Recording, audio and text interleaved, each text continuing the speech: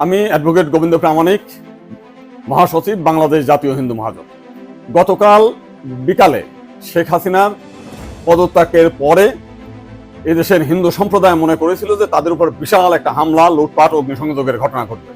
কিন্তু গতকাল বিকালেই বিএনপি এবং জামাতের নেতারা তাদের নেতৃবৃন্দকে হিন্দুদের বাড়িতে হামলা, লুটপাট, অগ্নিসংযোগ যাতে না হয় এবং প্রত্যেক মন্দিরে যাতে পাহারা দেয় সেই ব্যবস্থা করার নির্দেশ দেয়। এবং গতকাল থেকে আমরা দেখেছি সেই পাহারা দিয়েছে। সাধারণভাবে হিন্দুদের উপরে বড় কোনো মন্দিরে কোনো হামলার ঘটনা ঘটে নাই। কিছু আওয়ামী লীগের হিন্দু নেতা আছে যারা বিভিন্ন সময় লম্পঝম্প করেছিল, তাদের বাড়িতে, শুধু হিন্দু বাড়ি না, মুসলিম আওয়ামী লীগ নেতাদের বাড়িতেও হামলা হয়েছে, লুটপাট হয়েছে এবং সামান্য কিছু সুযোগ সন্ধানী এলাকা ভিত্তিক তারা কিছু সামান্য মন্দিরে হামলা করেছে, সেটা ব্যাপক বিষয় না। কিন্তু আমরা দেখলাম যে ভারতের রিপাবলিক এইটাকে নিয়ে ব্যাপকভাবে রিউমার ছড়াচ্ছে, নানান কিছু মিলে উদ্ভট কথাবার্তা বলছে।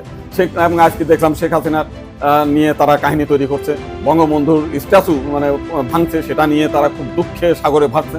আমার এক সাংবাদিক ফোন দিয়েছিলাম, তাদের বলেছি যে আপনারা যদি শেখ হাসিনার জন্য যদি এত কান্না আপনাদের মধ্যে আসে, তো শেখ হাসিনা ভারতে গিয়েছে, আপনারা ভারতের প্রধানমন্ত্রী নরেন্দ্র মোদীকে সরিয়ে শেখ হাসিনাকে আপনারা প্রধানমন্ত্রী হিসেবে ঘোষণা করেন, সে ভারতও রক্ষা করতে পারবে, তা আপনার সেভেন সিস্টারও রক্ষা করতে পারবে। আপনারা তো প্রতিদিন বলতেছেন যে শেখ হাসিনা না থাকলে ভারতে সেভেন সিস্টার থাকবে না। এইবার আপনাদের একটা বিশাল সুযোগ আছে, আপনারা শেখ হাসিনাকে ভারতের প্রধানমন্ত্রী করেন।